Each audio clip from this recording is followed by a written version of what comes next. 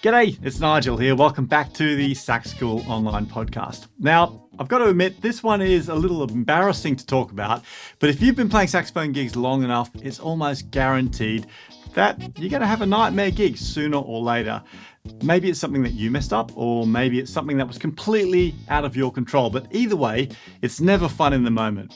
But here's the thing, those disasters, those horrible gigs are often the best learning experiences. And if you handle them the right way, they can really make you a much stronger and more confident performer. And that's really what we're trying to help you to do here on the podcast.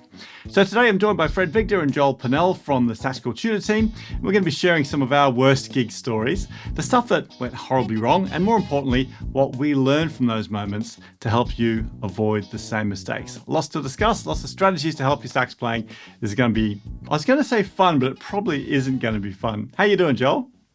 I'm doing well, thanks. Yeah, I had many stories to pick from for today's podcast. So I'll pick one that's a bit more practical, I think, in the end. That's good. But we'll get to that.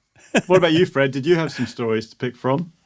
I had quite a few. I went over a bunch of stories with my wife. I said, "What about this one? What about this one?" And all of my stories involve things that were out of my control, totally out of my control, and usually dealt with, let's just say, less than scrupulous concert promoters. Tell us about this. Come on, what's the story? So I think this is the best one. So we played. If people don't know, I played with the Average White Band for almost 30 years, and we were playing a concert. And sometimes you get a feel for these things like right away. As soon as you walk in, you get a feel that it's going to be a dodgy experience.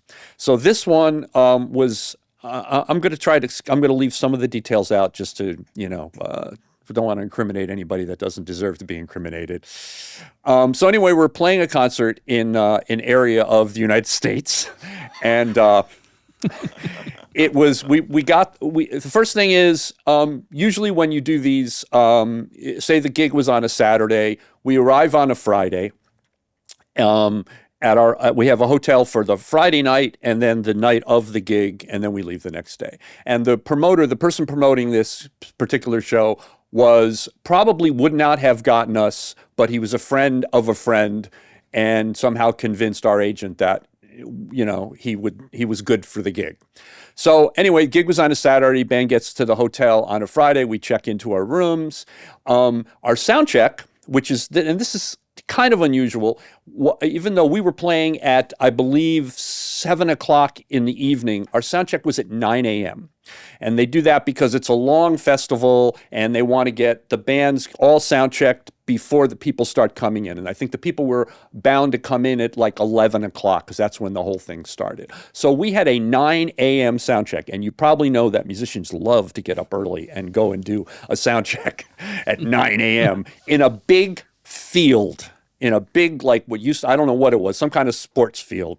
So we get in, and of course, there's nothing but volunteers. Nobody knows anything. You ask a person, and I have to ask us about, I have to ask this guy, blah, blah, blah. Nobody knows anything. We get there, and they're setting up. There's a stage. It's an outdoor stage, temporary stage, and they're setting things up, and our crew is getting there, and they're starting to set up, and I look over at Mark, our sound guy, our monitor guy and kind of tour manager, and he just gives me a look like, uh-oh. And this is already 9 a.m. And so it turns out that the sound man that was putting together the soundboard had never used this particular soundboard before. He was not our guy. He was the concert promoter's guy. He did not know how to use this board, how to set it up. So there's problem number one. So everybody's working together, trying to get everything set up and trying to figure it all out. And we're waiting. And our sound check, which was supposed to be at 9 o'clock, and now 10 o'clock has come and we're waiting around. And the other thing musicians don't like to do is sit around and wait, especially at 9 a.m. in the morning. So, it finally, I think maybe 10:45, we got on stage, set up our gear, start the sound check. Promoter, who has been sitting backstage in I have to say it was like a throne. Like this guy was like sitting backstage in this cushy chair and just like throwing orders at people. You know, do this and make it this, blah, blah, blah. And he comes up on stage and goes, sound check's over. People are coming in at 11 o'clock. You guys got to stop. And we're like, we haven't tested our gear. We don't know if anything works. How are we going to do this? I don't care. It's, you know, people are blah, blah, blah. Don't worry. It'll be fine. The big gig will be fine. And we're like, okay. So, I mean, we've done gigs before where we haven't been able to do a sound check, or we get there right before the show and we make things work. So anyway, go back to our hotel. And we are not the headliner on this show. We are second to last. The headliner is another very well-known R&B band, which also has 3 letters. And good friends of ours. We work with them a lot. And I am pretty good friends with their sound guy. So I call my friend, we'll call him Jimmy. I call Jimmy and I say, hey man, I know you guys didn't get the sound check today, because they almost never sound check anyway. They kind of wing it. And I said, just want you to know that it is a bit of a dog's dinner, as we say. And we didn't get to do a sound check. The guy that's setting up the PA doesn't know what he's doing. And Jimmy goes, oh, thanks, man. Thanks for warning us. And he tells me while he's on the phone, he says, well, we are trying to check into our hotel and they do not have rooms for us here. I was like, oh, gee, man, that's terrible. That really blows, right? So they're going out to find another hotel. And right about then, we get a knock. Each of the guys get a knock on their door that they have to check out of their room. This is our band now. So we were there on Friday. Knocks. We're all getting told now that we have no rooms for today. So Everybody get their stuff and get out. And Alan is dealing with something else. Alan's the leader, and he's dealing with something else. He's talking to people in Europe about something else. So he goes, "Can you handle this, Fred?" I go, "Okay." So I go to the front desk and I go, "Can you extend our stay? Can we stay another night? We don't have rooms booked. The promoter will pay for it. It'll be fine, blah, blah, blah." And I whip out my credit card and I say, "We'll do this." And the promoter, I don't know that he's going to reimburse me, but I say, "The promoter will reimburse me." So they go, "Sorry, we have no rooms. The place is booked." Right? No. So, and now I know that the other band, the headline band, is also looking for a hotel, right? And it's a small town, and there are not a lot of hotels in this town. So I immediately get on the phone, find another hotel, get in the car, run over to that hotel, book 10 rooms on my credit card, and then call everybody and say, "Okay, we got rooms, we're all good. Everything is good, we're okay." So now we check out of our rooms, go to the next hotel, and somehow now we're all straight. And on my way, then everything's good. We all check in rooms. On our way to the gig, I call Jimmy, my friend Jimmy, and I say, "So did you guys get checked in? You get a room? Everything's cool?" He says, "Oh yeah, no, we're leaving. We're not doing this gig tonight." Oh no! He said the promoter told us that he left the money at home and he has to go home and get the money. And at that point, they said, "We're leaving. See ya." These guys, they're a little, they would do something like that. We would never just leave. But they were like, "We're out of here." And now we're like, what's going to happen when the crowd finds out that the headliner that they paid to see is not going to show? So we go to the gig, and we're all in a van. We're all in a van, and I think Rocky, the drummer, was driving the van at that point for some reason. We had rented a van. He's driving the van. It's such a glamorous life we lead. So we're sitting in this field by the stage, and the place is packed, and the band that's on before us is doing their thing.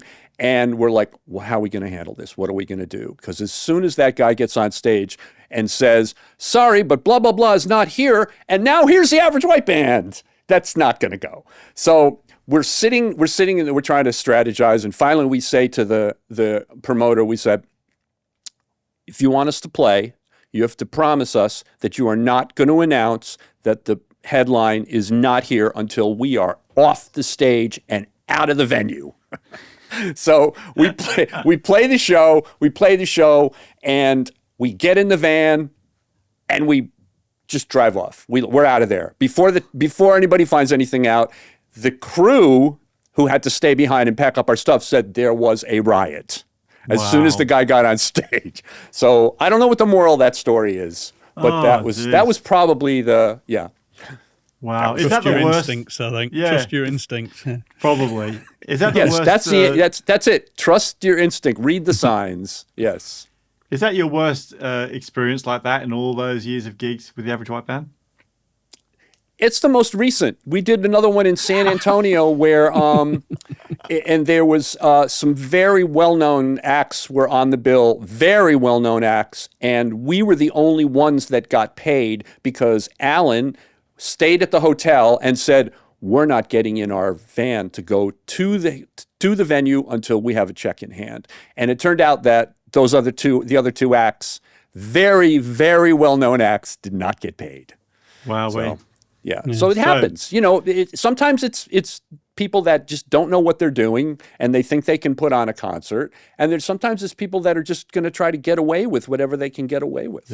Yeah. It's frightening how often those kind of things happen and people don't get paid. Entire venues and even sometimes months go past and then suddenly lots of different bands talk to each other at venues and realise none of them have been paid yet. And absolutely, this place has been going for ages. I've had a few like that. The one that springs to mind, not as glamorous as yours, Fred. It was literally just a nice jazz wedding gig. Nice jazz wedding gig. It all went fine, nothing suspicious all the way through it. We finished the gig, packing up our stuff, and we noticed that it was in some stately home, and all the the guests were getting on some bus. They were going somewhere else, and then more of them got on the bus, and then the bride and groom got on the bus, and then the parents of the bride and groom, who were supposed to be paying us, were about to get on the bus, and we were about to be left unpaid in the middle of darkness in a stately home somewhere in Sussex. And I literally stood in front of the bus. And the other band members are going, oh no, it'll be fine, they'll pay us. And I'm like, no, I could tell they are going to leave, you'll never hear from them again. And I literally just stood in front of the bus with my sax on my shoulder. I'm not moving until you got paid. Oh, we'll go to a cash machine. No, I'm not moving. And funnily enough, they just had to walk to one of their rooms, and suddenly they came back with the cash and paid us after an hour of insisting that they didn't have the money. So people try and get away with all sorts. Us poor musicians. Ah, there you go. Hey. Wow. Okay. Well, that sounds like quite an ordeal, Fred. Pretty interesting, and maybe a bit of an eye opener too for anybody who's not done a big festival gig or like a gig on that scale. It does actually happen. So maybe you've been to a festival and been in the audience and seen that sort of, where somebody didn't turn up that was supposed to be there. Maybe there's more going on in the background that you didn't think of. So yeah, great. In which story. case you owe Fred $10. Oh, well, I've got an embarrassing story to share with you. But first of all, if you're enjoying today's episode and you like listening to the podcast and it's helping you out, then hey, if you could take 5 seconds out of your day to give us a quick 5-star review on whatever podcast platform you're listening on, that would really mean the world to us. We're really trying to spread the word about the podcast. And if you've got a friend that might enjoy one of these episodes, then if you could share it with them, that would be awesome as well. Thanks a bunch. So I've got a story for you, and it's from a long time ago and quite embarrassing, I suppose, but it was a good learning opportunity for me. So this is actually back in my last year of studying at this conservatorium in Australia. So I was in my early 20s. And at the time I was doing all sorts of gigs. I was doing big band gigs and professional orchestra gigs, like broadcast things and all that sort of stuff. But this particular show, I was actually playing in a small classical ensemble, would you believe, as part of a big program. And it was at one of the big concert halls in Brisbane called the Queensland Performing Arts Complex. It's like 1,500 seat, big modern concert hall. It's a beautiful concert hall, actually. So there was quite a lot of things in this program, and most of the musicians on this show were involved in the whole show. I was doing one thing toward the end of the program where there was literally 8 of us musicians on stage doing some classical thing, right? So everybody else was on stage doing their thing. It was a long program, and I was just kicking out in the green room. So this is before mobile phones, right? So what do you do? Sit around, wait. And I knew I probably had 30 minutes, 40 minutes at least. And so I didn't even have my saxophone out. I don't think I had, I had my pants on. I did, but I didn't have my bow tie on. I was just kicking back. There's plenty of time. It's funny. I hear my teenage kids say exactly this now.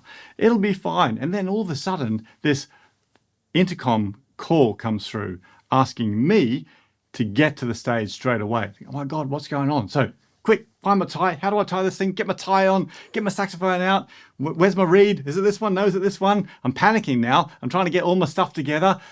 It's a really difficult thing I've got to play as well. And if you've not been backstage in one of these concert halls, like these modern concert halls, the green room where you hang out, it isn't always just behind the stage, right? It was like 2 floors away. So I had to go down a corridor, up a set of stairs, down another corridor, up another set of stairs, and finally I get to the side of the stage. Well, there's 1,500 people in the audience, and there's 7 of the 8 musicians on stage, and there's a conductor, and it's completely silent. So what do I do? How embarrassing. So, and my knees are shaking by this point. So I just literally walked out into the middle of the stage and I took a bow and everybody applauded. And then I sat down and tried not to throw up or shake too much so I could actually play my way through this piece of music. Oh, it was absolutely awful. And actually the gig went fine. The playing thing was fine. But oh, what an embarrassment. Terrible. So, learning points from that, Fred, what do you think it is? I just want to say that I have nightmares like that all the time, constantly. Constantly. Well, one is never assume that there's enough time for anything, you know. Always get there early, always be prepared. And yeah, you can't assume that you got to do the research for yourself and make sure you know what time things are going on. Did somebody cancel? Or, yeah, no, I'll tell you what happened, right? So this program, there was some orchestra numbers, there was some vocal numbers, but there was some celebrity in there that was doing this big monologue. And I won't tell you who the celebrity was, but she didn't, instead of it being like a 20-minute thing that she did, it was like 6 minutes or something. So her segment got cut really short and things got bumped around during the show. So all of a sudden, my thing that was going to be toward the end was much earlier than expected, right? But even with that happening, I've never made that mistake since then. I was like 21 years old, right? So now I'm always there way early and I've got my saxophone out and I'm warmed up and I would even be up at the stage early, you know, just early, because you never know what's going to happen. And like I said at the opening, sometimes it's things that aren't out of your control. Okay, I should have been ready, but I didn't know that the schedule was going to change. So, you know, you've just got to be prepared for those things. So that's definitely a big there are learning those thing. of us that learn from that experience and never let it happen again. And then there are others who you know, are constantly still doing it. They're always late for, you know, and those are the, you know, eventually those people are not going to, you know, you want to be the person that is prepared and is on time. That's really important. 100%. So I spent a lot of years employing musicians actually and running bands in England here, and also when I was all over the place. I've been looking after musicians for a long time, and that's like the minimum thing that absolutely has to be right. Whenever I'm in the past was booking, whenever I've been booking a saxophone player or any sort of musician to come and do a thing, yeah, absolutely. Obviously, you've got to be able to play great, but you've also got to be there early and you've got to be ready. So I think for anybody who's listening, who's thinking about going out and doing any sort of playing work, that is an absolute minimum. And actually, Joel, we've got loads of members in Sax School who do go out and play, right? Yeah. Lots of them get out there and they do gigs. It could just be for family or bigger gigs, or they're actually starting to work professionally. So these are lessons that need to be learned. Always expect the unexpected. Absolutely. Whew, I'm glad I got that off my chest. I'll probably feel have a better nightmare now? about that now. Yeah. It's like a weird therapy session. This. It's great. Right. So now, Joel, I know how you are with schedule. So you would have never in your life have been late. But what's you must have had some embarrassing thing that's happened. Well, of course, I have been late. It was my fault, obviously. Wasn't my fault, but you just never know, traffic. as you said with your situation, Nigel, it kind of wasn't your fault. It was the fact that somebody else was early. But that's what you've got to expect. You've got to almost look at every possible thing that could go wrong and adjust what you're doing from that point of view. Mine's slightly different. So I also have run a few bands over the years, and one that I still run, I think I've run it for, I don't know, over 25 years now, is basically it's a Sinatra band.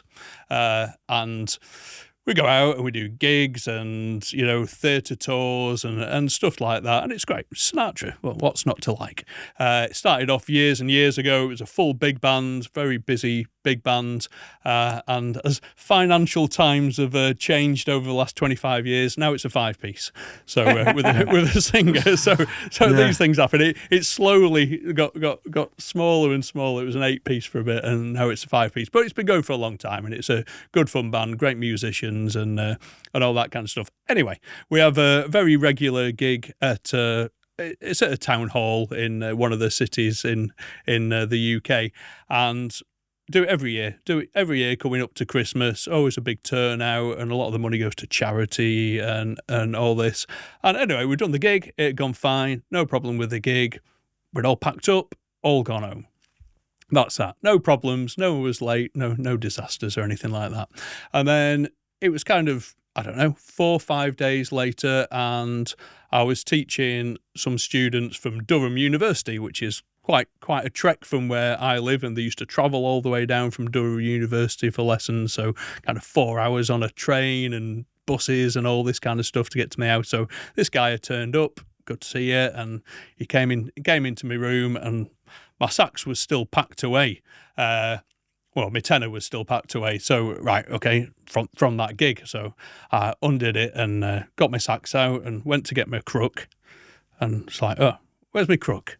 Right, well, I must have already got it out and put it over there. And I started ripping my room to part. And I was looking in drawers I hadn't been in for 5 years, just thinking, surely it'll be in this drawer. You start doing really weird things when you go magical into the panic. Thinking. Yes, magical thinking. Without me, I just couldn't kind of conceive what the reality was of this story, that I must have left it at the gig.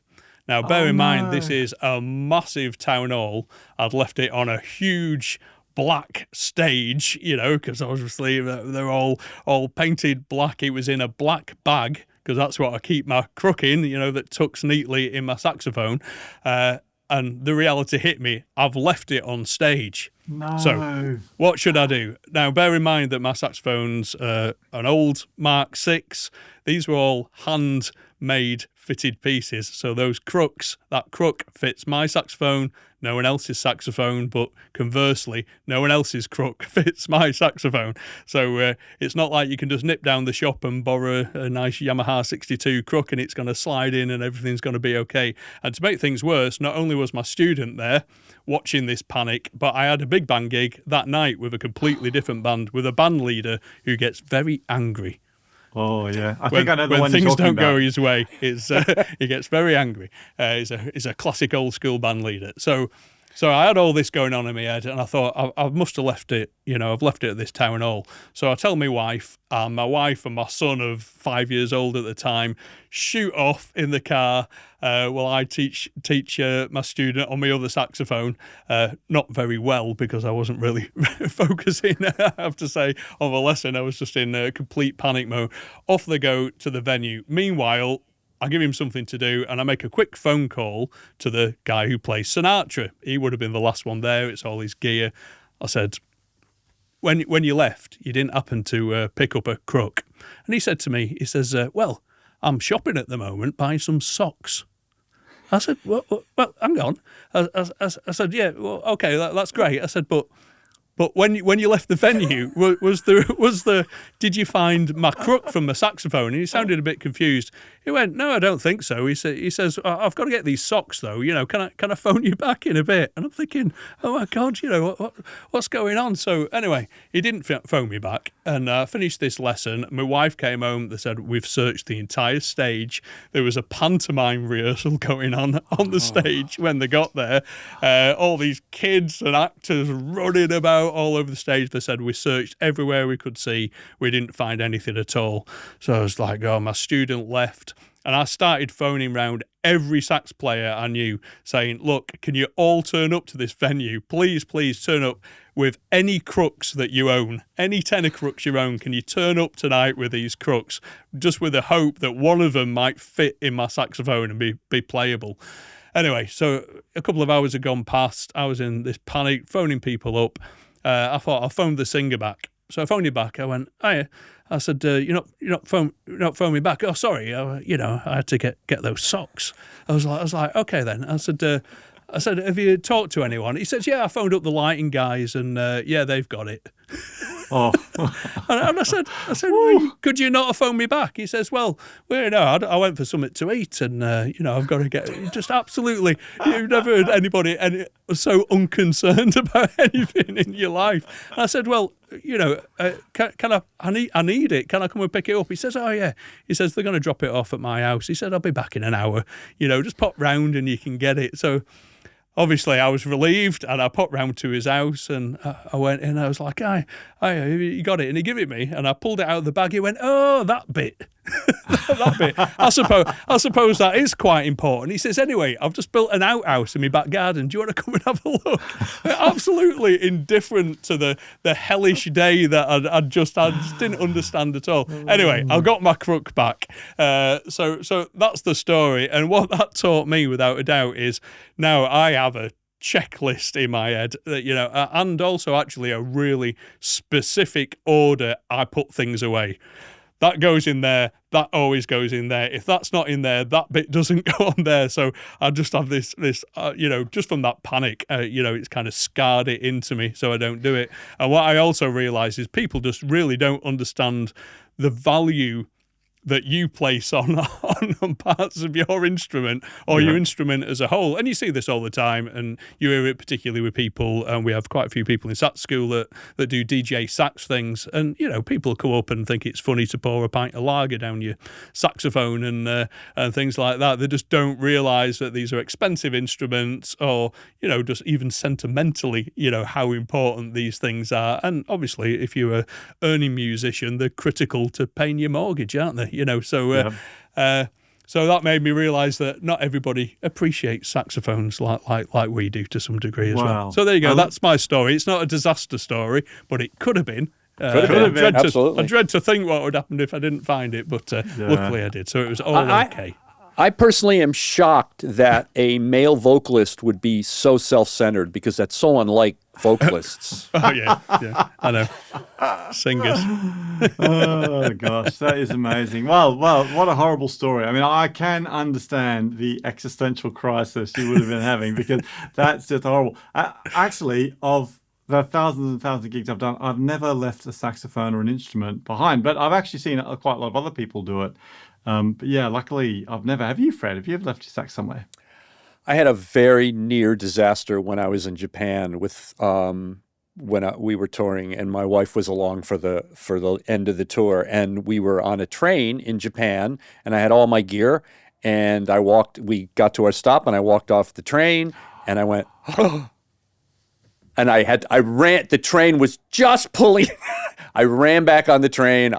Yeah, that would have been an absolute disaster. But that's I've had the really same with a taxi. I've had the same with a taxi. Pulled up at a venue in the taxi, few people with me. It's the distraction, I think, of having other people. We all jumped out into the venue, and it literally pulled away. And I went, so, luckily, there was a bit of traffic, and I managed to kind of basically another vehicle I jumped in front of.